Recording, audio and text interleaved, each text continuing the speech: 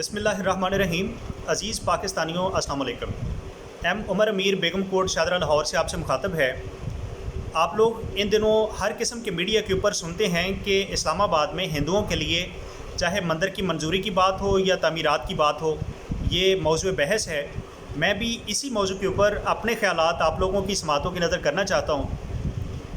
क्या मैं पाकिस्तान से कबल हुकूमत हिंद ने एक कानून पास किया कि जहाँ कहीं हिंदू अपना मंदिर बनाएंगे 12 फुट पे छत होगी और उसके ऊपर मुसलमानों को अपनी मस्जिद बनाने की इजाज़त होगी, और जहाँ कहीं मुसलमान अपनी मस्जिद तमीर करेंगे उसी तनासब के साथ ऊपर हिंदुओं को अपना मंदिर बनाने की इजाज़त होगी। लेकिन इस कानून को अगर थोड़ा सा लिबरल माइंडेड या फिर इंसानी हकूक़ की तंजीमों के नुक्ता निगाह से थोड़ी देर के लिए देखा जाए तो बज़ाहिर ये कानून को इतना बुरा नज़र नहीं आता है। यानी इसमें हिंदू और मुसलमानों के मिलजुल कर रहने की बात सामने आती है, गिव एंड टेक वाली पॉलिसी सामने आती है, या हिंदू और मुसलमानों की अफ़ाम व तफ़हीम का पहलू जो है वो सामने आता है। लेकिन अगर हिंदुओं की मुतसबाना जहनीत को और उनके साबका रिकॉर्ड्स को देखा जाए तो ये कानून इतना भी अच्छा नहीं है जितना ये बज़ाहिर लगता है। क्योंकि मैं ऐसा क्यों कहता हूँ? मैं ऐसा इस बुनियाद पर कहता हूँ कि हम मुसलमानों की जितनी भी इबादत होती है वो इंतहाई पुरसकून और ख़ामोशी वाले माहौल की मुतकाज़ी होती है, जबकि इसके बरक्स हिंदुओं की जितनी भी इबादत है वो उनके बाजे गाजे से शुरू होती है। लिहाजा ये मुसलमानों का और हिंदुओं का ऊपर मस्जिद नीचे मंदिर, नीचे मस्जिद ऊपर मंदिर, ये बात किसी सूरत भी मतलब अच्छा पहलू दिखाने वाली नहीं है। ये आग और पेट्रोल का काम करने वाला ये कानून था।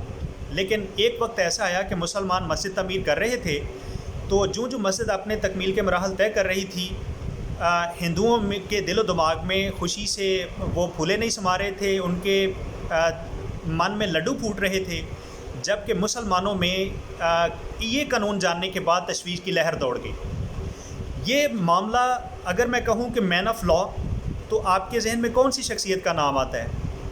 और अगर कायद-ए-आज़म के अलावा अगर आप कुछ सोचते हैं तो फिर तो अफसोस ही किया जा सकता है। लेकिन कायद-ए-आज़म तक ये बात जब पहुँची तो वो चूँकि कानून के आदमी थे, उन्होंने मुसलमानों को पुरसकून और पुरअमन रहकर मस्जिद के तकमील के मराहल तय करने की हिदायत की, और साथ में ये भी कहा कि आप 10 फुट पर जाके छत डाल दें। मुसलमानों ने बिल्कुल ऐसे ही किया। जब हिंदू उसी मतलब अपने खुशी वाले जज्बे से मतलब जब वो आए कि अब इसके ऊपर हम अपना मंदिर बनाएंगे, तो कायद-ए-आज़म ने उनसे मुखातब होकर ये कहा कि देखें, आपने कानून पे अमल करना है ना, आप करें, लेकिन हम अपनी मस्जिद की छत जो है वो 10 फुट पे जाके डालेंगे, आपने हमारी 2 फुट जगह छोड़ के उसके ऊपर आपने अपना मंदिर तामीर करना है। जब हिंदुओं ने कायद-ए-आज़म की इस वलवला अंगेज़ क़यादत और लीडरशिप का कमाल जो उस वक्त औजे कमाल पे थी, जब ये देखा तो हक्के बक्के रह गए, उनके तमाम अज़ाइम जो थे वो नाकाम हो गए। ये होती है लीडरशिप, ये होती है क़यादत, इसको बोलते हैं man of parts, man of words, man of commitment. Quaid-e-Azam की वलवला अंगेज़ क़यादत, लीडरशिप, अगर कोई तारीख़ का तालिब इल्म हो तो वो ये बखूबी समझ सकता है कि चाहे नेहरू हो, गांधी हो, लॉर्ड माउंटबेटन हो, रेड क्लिफ हो, या दुनिया के और दीगर जितने भी दानश्वर या माहिरीन हैं, तारीख़ के तालिब इल्म को ये पता है कि उन्होंने कायद-ए-आज़म के बारे में किन ख़यालात का इज़हार किया हुआ है। जहाँ तक अगर मुझे याद पड़ता है कि लॉर्ड माउंटबेटन ने तो एक बार यहाँ तक भी कहा था कि अंग्रेज़ी मेरी मादरी ज़ुबान है, मैं अहले ज़ुबान हूँ, लेकिन इसके बावजूद मुझे उस वक्त शर्मिंदगी होती है जब मैं मिस्टर जिन्ना को अपने से भी ज़्यादा अच्छी इंग्लिश बोलते हुए सुनता हूँ। इसी तरह दुनिया के दीगर अफराद ने भी कायद-ए-आज़म के बारे में अपने ख़यालात का इज़हार किया। किसी ने कहा है जी अनपरचेजेबल, अनडाउंटेड लीडर, जिसे कभी ना डराया जा सकता है ना धमकाया जा सकता है। अब जहाँ तक इस्लामाबाद में मंदिर की तमीर का मामला है तो मैं अपनी हुकूमत से मुतालबा ये करता हूँ, और मुझे इस बात से भी कोई फ़र्क नहीं पड़ता कि चाहे इस मंदिर की मंजूरी किसी दौर में या इफ्तिताह मियाँ नवाज शरीफ साहब ने किया था, कोई फ़र्क नहीं पड़ता, और आज अगर हुकूमत जो है उनको तमीर करने की इजाज़त दे रही है तो इससे भी कोई प्रॉब्लम नहीं है। लेकिन काबिल गौर बात यह है कि जब भी कभी किसी हाउसिंग सोसाइटी में मस्जिद बनती है तो मस्जिद की जगह भी सोसाइटी देती है, मस्जिद तमीर करवा के भी सोसाइटी देती है। लेकिन इसके बरक्स जब کوئی مسجد کسی ریزیڈینشل کالونی میں بنتی ہے تو اس میں کوئی مخیر حضرات اس میں حصہ ڈالتے ہیں، اس میں کوئی حکومتی سطح پہ کوئی مدد یا تعاون نہیں ہوتا ہے. کوئی مخیر حضرات میں کوئی بندہ جگہ دیتا ہے، کوئی فنڈ میں حصہ ڈال دیتا ہے، اور اسی طرح سے اہلیان علاقہ جو ہے وہ مل کر اس مسجد کی تعمیر کرواتے ہیں. حکومت اس کی تعمیر میں کسی قسم کا کوئی کردار ادا نہیں کرتی، اور شاید یہ کوئی ذمہ داری نہیں بھی ہے. لیکن ہندوؤں کو اسلام آباد میں مندر کی جگہ دینا اور تعمیر کروا کے دینا، یہ حکومت کی کیا مجبوری ہے؟ ہونا تو یہ چاہیے کہ ہندو جو ہیں وہ اس جگہ کو خریدیں اور اس کی تعمیر پر جتنا بھی خرچہ ہے وہ خود اٹھائیں. حکومت ایسا کیوں کرے؟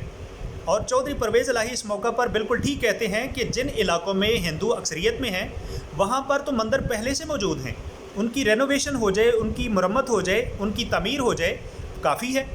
لیکن اگر خدا نخواستہ انہیں کہیں کسی نئی جگہ پر بنانا پڑتا ہے تو میں یہ سمجھتا ہوں کہ ہماری حکومت کو ضرورت سے زیادہ اچھا بننے کی کیا ضرورت ہے.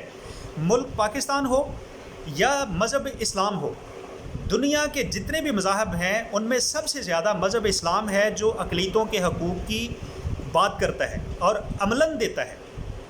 لہٰذا یہ جگہ ہندو خود خریدیں اور اس کی تعمیرات پر جتنا خرچہ ہے خود اٹھائیں. جب ان کی عبادت گاہ بن جائے پھر ہمارا ریاست کا بطور فرض ہے کہ ہم جس طرح اپنی عبادت کا خیال رکھتے ہیں اسی طرح سے ہم نے ان کی عبادت گاہوں کا بھی تحفظ کرنا ہے، اس کو نقصان نہیں ہو. دوسری طرف میں ایک سکھ یا ہندو لڑکی کا ایک نغمہ وائرل ہوتا ہوا سن رہا ہوں، جس سے ہمارے کچھ میرے پاکستانی بھائی جو ہیں وہ بڑے خوفزدہ دکھائی دیتے ہیں. لیکن میں سمجھتا ہوں کہ ایسا بالکل نہیں، ایسا نہیں ہونا چاہیے. یہ اگر جتنی مندر کی تعمیر بری ہے یہ اتنی اچھی بھی ہے. جب یہ ہو جائے گا تو شاید یہ مندر بنانے کے بعد ہندو قوم جو ہے وہ اپنا گریبان ہمارے ہاتھوں میں دے رہی ہے، کیونکہ جب کبھی وہ ہمارے مسلمانوں کو یا مسلمانوں کی عبادت گاہوں کو نقصان پہنچانے کا سوچیں گے تو اس سے پہلے ان کے ذہن میں کئی بار اپنے ان مندروں کا بھی خیال آئے گا. تو لہٰذا میں یہ اس حوالے سے بھی سوچتا ہوں کہ یہ جتنا نیگیٹو پہلو ہے اتنا پازیٹیو ہے. لہٰذا میری حکومت کو کرنا یہ چاہیے کہ ہندو اس کی جگہ خریدیں، اس کی قیمت ادا کریں اور اس کی تعمیرات پر خرچہ بھی خود اٹھائیں. حکومت اس میں نہ پڑے، یہ حکومت کے کرنے والا کام نہیں ہے. جب یہ عبادت گاہ مکمل ہو جائے تو اس کے بعد اپنی عبادت گاہ کی طرح ان کی عبادت گاہ کی پروٹیکشن کرنا پھر ایز اے اسٹیٹ اور as a Pakistani as a security forces پھر ہماری ذمہ داری عائد ہوگی. اللہ تعالیٰ سے دعا ہے کہ وہ ہماری حکومت کو ٹھیک وقت پر ٹھیک فیصلہ لینے کی توفیق عطا فرمائے. اس پیغام کو آگے تک پہنچانا آپ کی ذمہ داری ہے. اللہ تعالیٰ پاکستان کا حامی و ناصر ہو. پاکستان پائندہ باد. Thank you.